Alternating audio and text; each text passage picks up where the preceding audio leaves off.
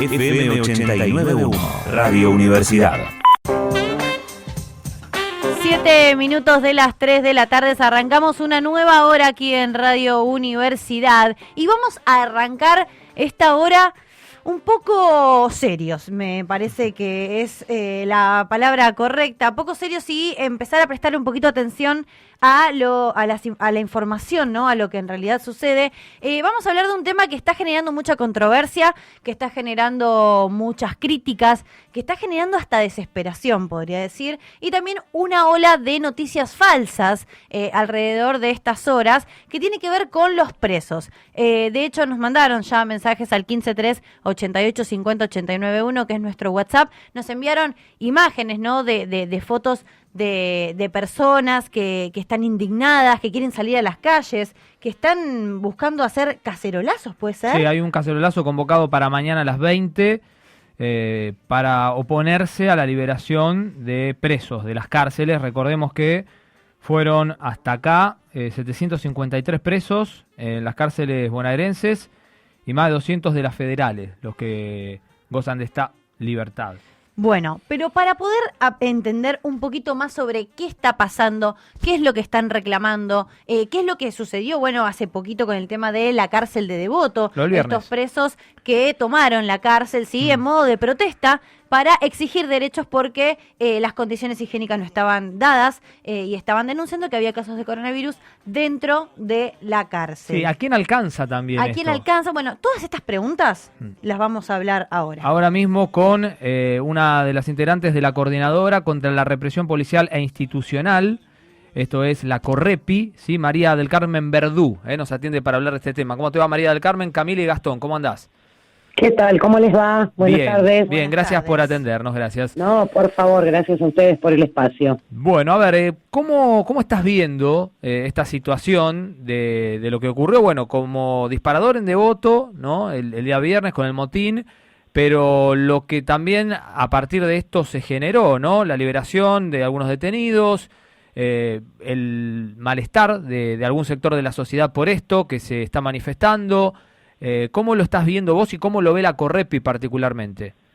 Mira, en primer lugar, lo de Devoto no es lo primero, sino una de las últimas señales que tenemos de la serie de reclamos, protestas, exigencias que se vienen gestando en las unidades de detención de todo el país. Sí. Desde incluso antes que se decretara por el decreto 297 del Poder Ejecutivo Nacional el aislamiento social preventivo y obligatorio, hay reclamos que se vienen efectivizando desde los distintos penales en todo el país, exigiendo dos cuestiones básicas elementales.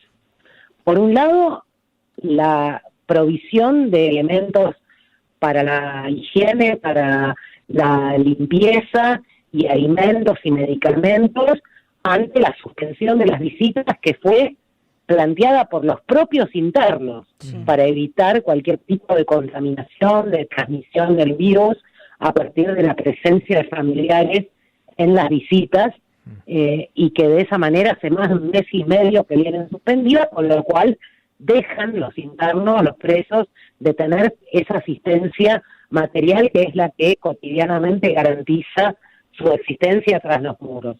Por el otro lado, el reclamo de que se efectivice lo que organizaciones internacionales como la OMS o la Comisión Interamericana de Derechos Humanos, que no son precisamente sospechadas de formar parte de una internacional contra el orden establecido y en defensa de la delincuencia, vienen planteando, que es descomprimir la situación de hacinamiento, de sobrepoblación, que convierte las cárceles en un lugar donde es imposible todo protocolo sanitario, distancia segura, aislamiento, etcétera, porque estamos hablando en la República Argentina de 120.000 personas en unidades penales, más 12.000 en comisarías, que naturalmente, con una sobrepoblación que ronda, según la jurisdicción, entre el 20 y el 40%, no permiten ningún tipo de medida sanitaria efectiva mientras ese nivel de hacinamiento se mantenga. Lo de Devoto fue una de las últimas circunstancias ocurridas el viernes pasado. Antes y después hubo protestas en todo el país, en Mendoza, en Córdoba, en Entre Ríos, en Corrientes, en la Patagonia, con incluso resultado de muertes. No nos olvidemos, en Florencio Varela y en la Unidad Penal 1 de Corrientes hubo presos muertos por balas de plomo por la represión del servicio penitenciario a esos reclamos y protestas. El video, en el caso de Florencio Varela, de Fernando Rey, cuando fue fusilado por postas de plomo del servicio penitenciario, está en todas las redes, cualquiera que lo busque lo puede ver.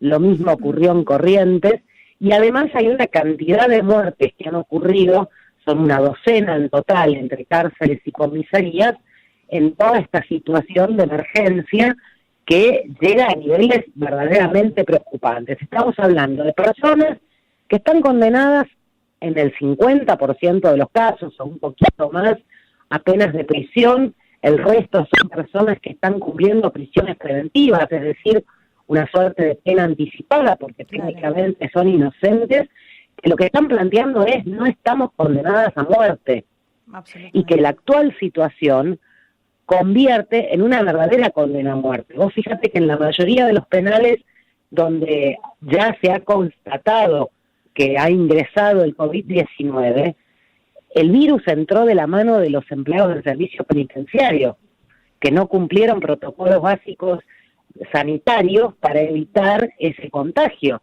Claro. En todos los casos, primero fue el contagio de penitenciarios y después el contagio de población. Entonces, lo que estamos planteando desde las organizaciones antirrepresivas, los organismos de derechos humanos y obviamente los delegados de las distintas unidades carcelarias, son estas dos cuestiones básicas. Bien. Por un lado, la provisión de alimentos, elementos de higiene, de salud y de limpieza en cantidad y calidad suficiente, y por el otro lado, la descompresión de ese hacinamiento, de esa sobrepoblación, a partir de conceder, según la situación procesal de cada caso, arrestos domiciliarios, libertades asistidas o excarcelaciones, por supuesto teniendo en cuenta como prioridad quienes integran los grupos de riesgo más importantes: las mujeres embarazadas, las mujeres que conviven con niños o niñas de menos de 5 años, las personas que tienen más de 70 años o que tienen algún tipo de enfermedad preexistente, es decir, aquellos que de manera muchísimo más clara y evidente están en riesgo de vida ante esta situación. ¿Qué te pasa a vos como activista, ¿no? En todo esto de, bueno, el movimiento antirrepresivo y todo el discurso generado a partir de los medios, donde más allá de tener una postura, sobria, por así decirlo, y poder dar información y nada más, termina volcándose todo hacia una mirada totalmente subjetiva, y donde se empiezan a repetir discursos de odio, discursos de bronca, ¿no? Discursos de muerte. Bueno, eso es justamente lo que venimos viendo, y lamentablemente no solo desde lo que pueden ser los trolls en las redes sociales o el discurso reproducido en algunos medios de comunicación, sino incluso desde funcionarios del aparato estatal. Claro. O sea, ayer en Animales Sueltos, en un programa de televisión, fue el secretario de Seguridad de la provincia de Buenos Aires, el coronel retirado Berni, el que dijo: si dependiera de mi opinión, ya se sabe cuál es, no sale ninguno. Y a continuación mandó una serie de macanas y de mentiras, como por ejemplo el relato que hizo sobre la situación que ocurrió en Pergamino, donde efectivamente hubo un robo de 9 personas que entraron a un supermercado, robaron la caja registradora y uno se llevó una moto que estaba en la puerta.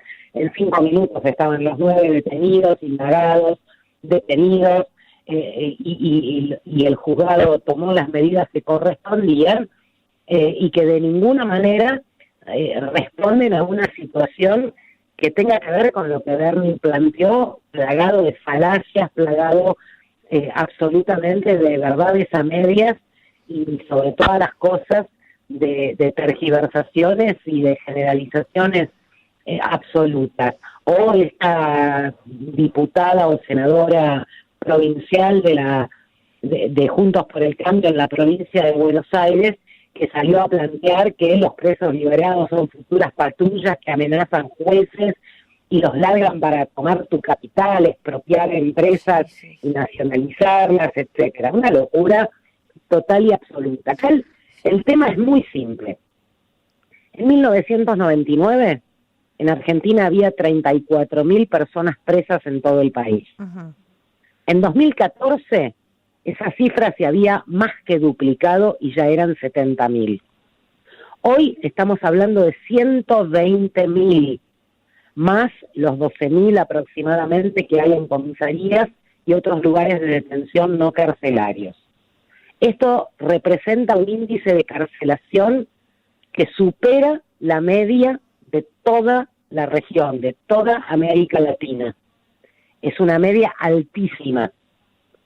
El 71% de las personas que están hoy presas en cárceles de todo el país, federales o provinciales, no están presas por delitos contra las personas, sino por delitos contra la propiedad, por robos, por hurtos, por tráfico de estupefacientes, que en la mayoría de los casos no son los dueños de los carteles, son las mulas que trafican, Por supuesto.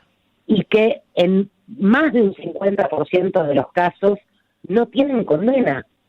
Están sometidos a proceso y todavía no sabemos si son culpables o inocentes.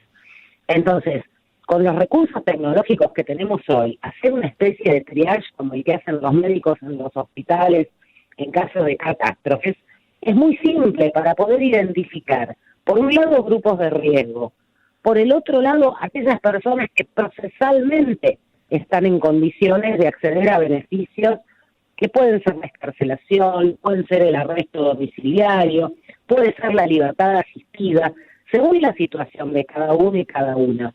Vos fíjate que en la protesta de Devoto del viernes pasado, el planteo no era empiecen a darnos algún tipo de beneficio excepcional. El planteo era activen los expedientes que ya estaban presentados antes del inicio de la pandemia para la obtención de libertades asistidas de las personas que están a punto de cumplir la pena o para las excarcelaciones o arrestos domiciliarios de quienes están procesados sin condena.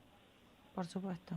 Bueno, habla del rol importante, ¿no?, de que cumplen en este caso los jueces, ¿no? Y que evidentemente también ahora se lavan las manos un poco con lo que está pasando y también demuestra de alguna manera y pone así sobre la mesa las falencias del sistema, ¿no? Con estas cuestiones que estabas hablando, básicamente con algo tan básico como es el alimento, la salud, cuestiones de superpoblación, cuestiones de clases sociales.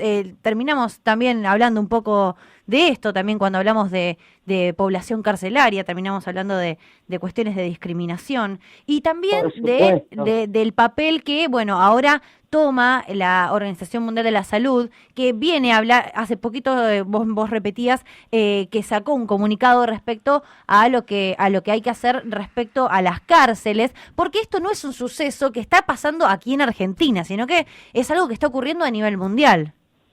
Exactamente, vos fíjate que en Asia, en Europa, en distintos lugares de América Latina, se han liberado decenas de miles de personas con este criterio, porque precisamente la superpoblación carcelaria lo que genera es un caldo de cultivo en el que el ingreso del virus inmediatamente implica una masacre descomunal. Vos fijate que en todos los casos, en la cárcel de Corrientes, en Florencio Varela, en Devoto, en todos los casos que se han detectado positivos para COVID-19, primero fueron los servicios penitenciarios los que dieron positivos y recién después algún preso o alguna presa. Un dato que es fundamental destacar es esto de que se va a dejar en libertad a cualquier delincuente que va a reincidir en la pena. Precisamente de lo que se está hablando es de aquellas personas que ya estaban en condiciones de recibir algún beneficio, bloqueado burocráticamente porque faltaba este informe, aquel informe o el otro informe. Siempre por alguna cuestión u otra termina faltando algo que no permite que salgan. Exactamente, y mientras tanto, los que sí están saliendo, a los que sí les están dando todo tipo de beneficios de excarcelación, de domiciliario, etcétera, es a quienes no lo precisan. Claro. Por ejemplo, a los genocidas, a los autores de delitos de lesa humanidad, que están en pabellones que no tienen sobrepoblación, Claro. que tienen habitaciones con televisión, computadora, aire acondicionado y todos los beneficios y privilegios que ningún preso común tiene, incluida la atención sanitaria, incluso desde espacios privados, a través de sus propias defensas, y ahí sí se están dando las libertades. Entonces, lo único que estamos planteando acá es la necesidad de evitar una catástrofe sanitaria mayúscula. Pensemos que estamos hablando de 120.000 personas hacinadas en un ámbito que no permite el aislamiento, que no permite la distancia segura, que no permite la vigencia de ningún protocolo sanitario.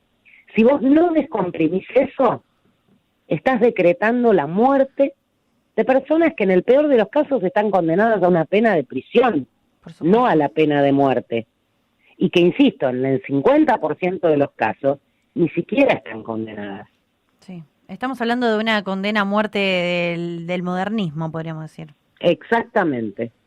Me quedo pensando también, de todas formas, yo entiendo todo esto que planteás, muchos lo comparto en muchos tramos, pero también en aquellos que sostienen, bueno, víctimas de asesinatos en sus familiares, que dicen, bueno, busquemos la forma de que esas personas no queden hacinadas ni libradas a su suerte, que sería en este caso la muerte, ni más ni menos, a través de poder derivarlos a pabellones que tengan un trato diferencial, ¿sí? Que estén apartados, que puedan ser de alguna forma resguardados, pero se oponen terminantemente a que sean liberados. Y hablo de esto, de los casos graves, ¿no? No de delitos no considerados graves, sino delitos graves, homicidio y violación. ¿Cuál es el porcentaje de presos y presas que están en unidades carcelarias por delitos contra las personas?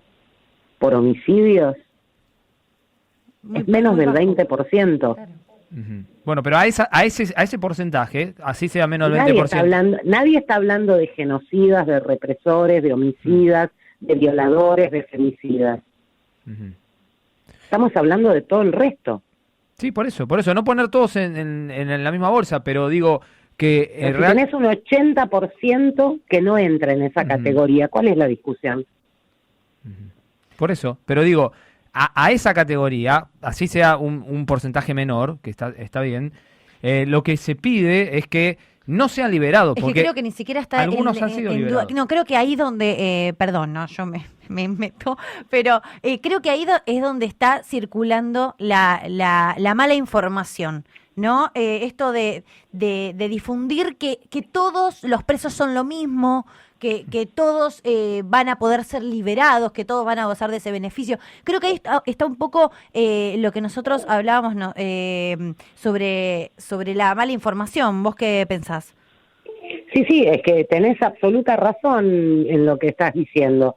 Nosotros venimos denunciando, por ejemplo, que provincias en las que no se generó ningún tipo de solución para los presos comunes, como por ejemplo la provincia de Mendoza, en cambio liberaron a manos sueltas genocidas condenados por delitos de lesa humanidad en cantidad. Claro. Lo mismo pasó en Mar del Plata, por ejemplo. Lo mismo acaba de pasar con uno de los médicos condenados por la maternidad clandestina de la ESMA. No es de esos casos que estamos hablando, que además, insisto, son personas que estaban en pabellones especiales, absolutamente privilegiados, donde no tienen ninguno de los problemas del resto de la población penitenciaria. Te pongo un ejemplo bien concreto. Emanuel Rodas tenía 24 años, estaba preso por robo en la cárcel de Piñero. El juez que intervenía en la causa, Fopiani, de Rosario, le había otorgado la excarcelación, pero con una fianza de 10.000 pesos. La madre de Manuel cobra 4.000 pesos por mes de pensión. Ofreció pagar en cuotas la caución de 10.000 pesos. El juez le dijo que no, o todo o nada. 3 días después, el pibe murió vomitando sangre en el calabozo. Sí. Son, bueno, las cuestiones que hablábamos de la situación. Creo que más allá de poder discutir la temática, que por supuesto que es grave y que estamos hablando de lo que ella justamente decía, le otorgan el beneficio de salir a personas que de verdad no cumplen con los requisitos en cuanto a un montón de cuestiones, esto de que estén por terminar su condena o un montón de cuestiones más, sino que se lo otorgan a personas como genocidas, asesinos, ¿no? Totalmente. A ver, Magalí tenía 26 años. Apareció ahorcada hace 2 días en la cárcel de mujeres de Lomas de Zamora. Estaba en un pabellón de castigo, porque seguramente reclamó algo y entonces fue sancionada y encerrada en el pabellón de castigo.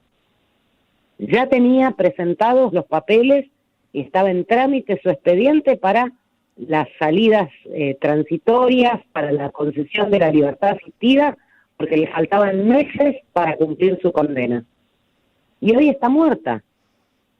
Sí, y que también, nada, esto que me parece que tendríamos que reflexionar también, esto de el preso entra a la cárcel para cumplir su condena y una vez que sale ya no tiene deudas con la sociedad. Digo, por eso justamente entra a la cárcel para pagar sus deudas con la sociedad y con el sistema y con lo que hizo. Ahora, eso no lo condena de por vida. Me parece que eso es importante. Además, también. Lo que tenemos que tener en cuenta es quiénes son los que están presos.